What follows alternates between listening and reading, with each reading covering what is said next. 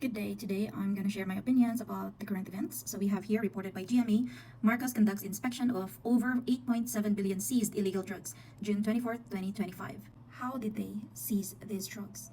This article is from the Maritime Trade Fair. The headline goes, Filipino fishermen found $27 million worth of illicit drugs floating off Zambales waters. So, in an extraordinary show of civic responsibility, 10 fishermen from Bataan turned over 1.5 billion pesos worth of illicit methamphetamine, known as Shabu. So, this is in Zambales. And then, Daily Tribune reported, more floating drugs found. Fishermen get reward. So, this one is in Pangasinan. So, the other one earlier was in Zambales, and this one now is in Pangasinan. And by the Inquirer, 700 million drugs seized in Bulacan, cops probing link to floating Shabu. There's a cooking show happening.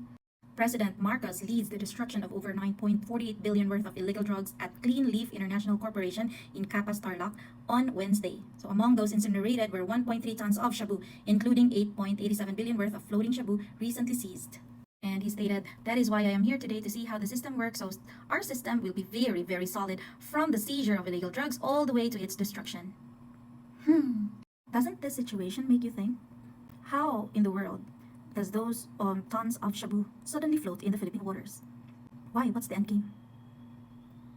Here, since no person was apprehended and no criminal case was filed, the illegal drugs will be destroyed on account of a written order issued by the PDEA Director General. No person was apprehended, no criminal case was filed. Just suddenly, Shabus are floating in the Philippine waters. Why? I have an opinion. Here, 3 years into BBM's peaceful drug war, more drugs seized, fewer suspects killed. But in stark contrast, the number of fatalities under President Marcos' peaceful approach to the drug war remains a very small fraction of those recorded during the previous administration, highlighting a shift toward a more humane and reform-focused strategy. So they are now comparing the amount of drugs seized during this administration in the 3 years and the past administration.